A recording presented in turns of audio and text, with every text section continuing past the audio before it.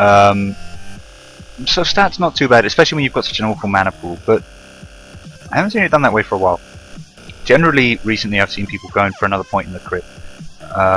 Just because, yeah, okay, so one time it helps you get, what would it be, 150% damage. That's not bad, you know, and when, you know, you keep, you skill Wraithfire and crit, and pretty soon you're actually doing decent damage. I'm just shocked I'm actually casting a game of Dota. I didn't think this would happen tonight. Alan getting some nice harass on mid. Yeah, decent plays. Decent plays. Oh, I think Leica might be getting a little bit too far ahead here. Yeah, Invoker with Cold Snap. That's going to be pretty nasty for him. I'm just going to realise I haven't turned off the music yet, so let me just do that quickly. Shut up, you. And we are back. Alan going to be Alan, I know Alan. He's going to start being pretty aggressive pretty soon. Meanwhile, big action up on top. Yapplejack and Umag kind of being caught out here by most of the Dire team. Umag is going to take a fall. Yapplejack not looking out of the woods yet. They need to get some slows down on Legless Puppy. He's the really scary one here. Yapplejack manages to pop a salve. David, trying to get a return kill now on Code, helped out by a Sunstrike there from Invoker. Now Yapplejack comes back in. He's got healed up. They've got a stun. David, I think out of mana, just needs to right click him. There's I know the struggle he just had there. It may have seemed like that was an easy kill. David let it get away, and they should have got the kill. But when your mana runs out as Viper and you're used to auto queuing, it's actually kind of a hassle because you have to notice when it's going to do it and start doing normal right clicks manually instead. If you A click, you can end up attacking some jungle creep. David really should have taken the opportunity there to stop the clarity on that Jakiro. He came way too far forward there. But yeah, actually Wave managing to pull that back, losing the Skywrath but killing the Tides. Yeah, that's actually a fairly even trade. What they did also manage to do though was get the Jug down to very low health. So he's got very little on the side. I'm just going to see if I can turn up my game volume because I'm noticing I'm not getting any.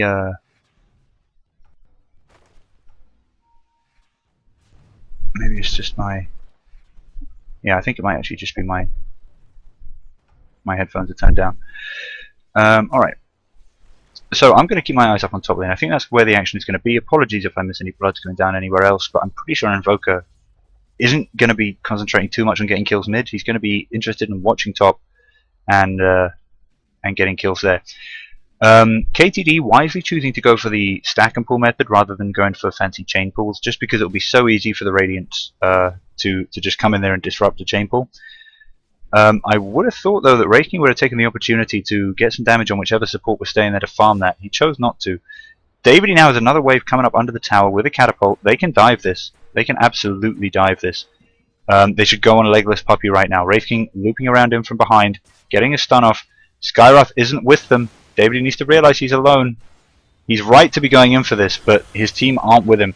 Umag now, unfortunately, taking tower harass. They did not execute this well. I'm wondering if they're going to be able to get out. Davidy trying to make space for Umag to get out. This is going to be interesting actually. Fairly soon, with the amount of tangos that they're eating in this lane, there's actually going to be a path, I don't think intentionally created by either team, but there's going to be a path going straight through the trees there that they're going to be able to use to further these ganks. The other downside for the amount of harass that KGD are taking is even if they're not losing too many heroes, even if Wave are making mistakes like they did just now, Juggernaut is constantly forced to use Healing Ward. Now he needs his mana for Blade Fury. It's not the best against Viper, but it is a very important escape mechanism. It would work really well to disrupt the Wraith Fire Blast coming out from the Wraith King. So fingers crossed something big happens there. Point was made by Gamer Bros. Right. Blue Slice does normally like to play Doom jungle, so perhaps some of the laning mechanics he's not too familiar with, or maybe he just knows some trick I don't. He has hit level 6 though. He's got his Doom. Lane finally pulled to the point where he can farm without having to worry too much. Still very full on mana, and I guess maybe that's the point. I use a lot of mana as Doom. I spam stuff, and I rarely have mana for Doom when I actually pick up the skill. David going for a dive here on the Juggernaut. He needs just one more, and he's got it. But is he going to be able to get out of this? He's backing out to the team. Here's Yapplejack. They could probably get the Jakiro. Yes, they've managed to stun him outside of tower range. Viper needs to get the deeps down now. He has a Skywrath nuke, and that'll get them the second kill. But here comes Void, beat up from top. He does not have Chrono. There's a silence, so there's not going to be another Time Walk. But Time Walk is was just used. Oh, he did have Chrono. Oh wow, that's huge then. Excellent play there from the Skywrath. Well played. It just completely allowed them to escape from that. 2 for nothing, rather than could even have gone to 2 or 3 against. Juggernaut meanwhile farming bot against the Doom now. Doom more willing to spend mana, getting last hits under tower, chasing the Juggernaut off. Juggernaut forced into Blade Fury, didn't take too much damage. But even with the Soul Ring now, I don't know. I feel Juggernaut is too squishy of a hero and too important of a hero to be risking Soul Ring mana drains, health drains, sorry, in the middle of everything else. Blue Slice going for a quick Doom. He needs some more spells to be able to kill this though. That's not going to be enough damage. It's so close. That'll be enough. That'll be enough. Legless Puppy is dead. Blue just needs to TP out now. He takes 1 more to hit from the tower. Immediately starts to TP. He's taking Creeper Ass, and he makes it out. Beautiful kill there. Beautiful escape. Excellent rotation from the Lycan, but sadly just not quick enough. If it had been, who should have TP'd there? Possibly Jakiro would have been able to get an Ice Path in, but obviously wasn't available. Meanwhile, action going on top. Radiant have lost their ward that they had in the jungle here, and that's actually a very important one. They managed to get an even more aggressive lane ward up, but this area here, they can't really afford to leave it grey for too long. And you know, if they had the ward down, they would know that they've got a great opportunity now to get some kills. But Faceless Void gets in, does manage to get the Chrono. He goes for the Viper, not the best option with Corrosive Skin skilled, and not able to do really any damage this early in the game. David E being too cautious. He can get kills here, 100%. Just needs to get Viper Strike off on someone. Umar gets a slow down on the on AC. Playing the Jakiro. Viper's backed up, just farming the lane. Looks like they're going to be fairly passive about this, and they are going in 4 on 3. A-Dub gets hit by the Viper Strike and a couple of Qs from Viper. Manages to get finished off by the team coming in from behind. Alan has rotated up from mid, so they have got it 4v4. David E has had to... I thought he had to retreat out of the lane, but apparently he's going straight back in. Legless Puppy falls as well. Now Lecter being finished off, and it's just the Tide. Full rotation from the wave. All 5 heroes up here now. Sunstrike going to miss as Tide stops to use Anchor Smash. But now it's really up to them. They just need to rotate heroes out of the lane to defend mid, pull the Screep Wave off, and top tier 1 is theirs as well. We've got Blue Slice going in to defend the mid. Glyph is also popped. Does he have the mana to make a good defense here? He does. They can't engage on him with Doom.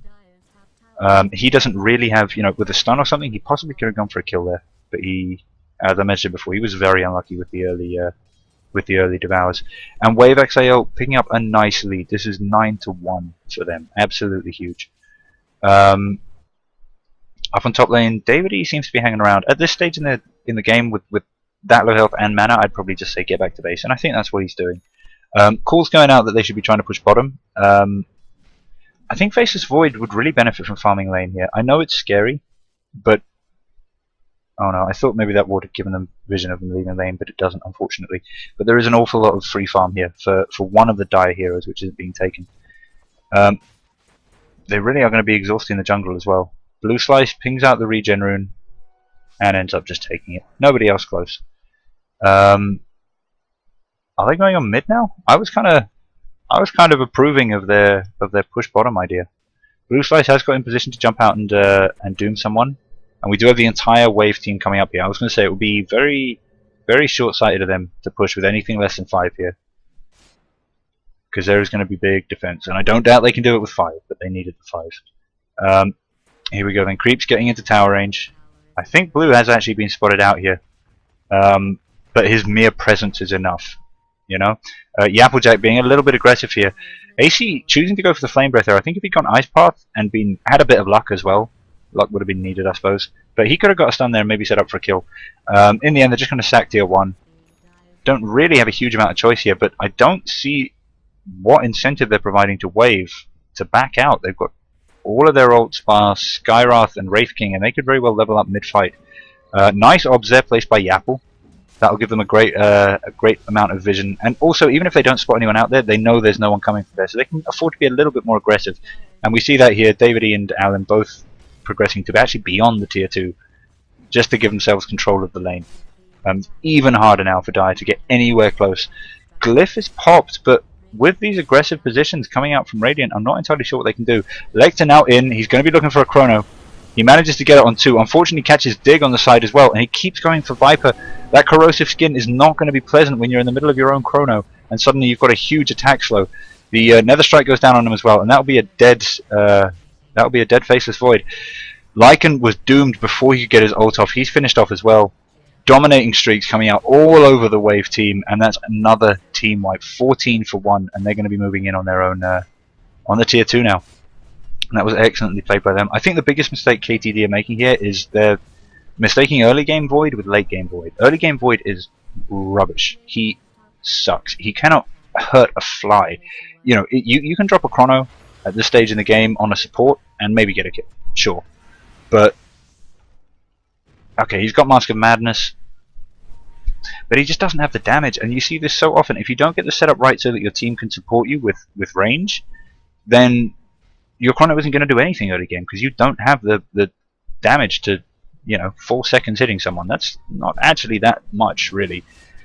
And the problem is all of KTD's squads is melee, except for Jakiro, and Jakiro works really well with Void, no doubt. But it's not enough. You know, there's actually nothing that they can do during chrono. They can follow it up with the Ravage. That's great. They can follow it up with Blade Fury. That's great. They can do a whole bunch of things, but they can't actually just straight up do damage to heroes who are caught in the chrono. Big Lycan fight going. Aegis fight going on here. Scouted out by Wolves. Jakiro throws a knife path, which unfortunately isn't going to do much other than let Wave know that the KTD are there. And Roche is going to go down. The Wolves are going in again. They're going to go for a steal or a deny, but David manages to secure it in time, and they're going to be going now for the tier 1 on bottom. Which, when you get this kind of stomp, you quite often get this. You get a team just go straight down a lane, tier 1, tier 2, while another lane, you know, the tier 1's barely been touched. This is still on half health, and it's just because if you've got the opportunity to push a lane, then you push a lane. You don't worry about the fact that there's still a tier 1 available. You take that tier 2. Legless Puppy kind of being caught out here. Nicely dodges the Wraith King slow. Lycanort does get popped, and there's another chrono. Very, very short cooldown, that seems. Viper popping mech to stay alive. Getting pinned down by this Lycan. He's finished off, but the Aegis is just popped. Doom goes down on Tide. I didn't see a Ravage there either. David back with the Aegis. Wraith King now respawning as well. It seems like the Wave have really managed to keep KTD focused on the heroes that will be coming straight back in a second. Applejack just waiting for the cooldown here. He's going to be calling for the dive. Both Doom and Wraith King very, very tanky. And actually just a quick level death finish. Then a blink TP from Blue Slice. Brilliant play. And GG called from KTD. And GG it was. I made a joke during that essentially incredibly long pause, to the effect of, can we please finish this really quickly? I was not anticipating it being that quick. Very well played to both teams. I like what KTD were trying to do. I just don't think that they were putting too much emphasis on the chrono, and I don't think they adapted their builds quite right for facing the aggro try. Took a couple of risks, and overall just full melee is a little bit risky. Wave, I know them. They love these heroes. They were playing. This is some of the Dota that they're best at. This kind of really aggressive Viper, Doom, Wraith King oriented divey play. I'm going to get straight into the next game. So let's just get all this sorted out. GG, well played, boys.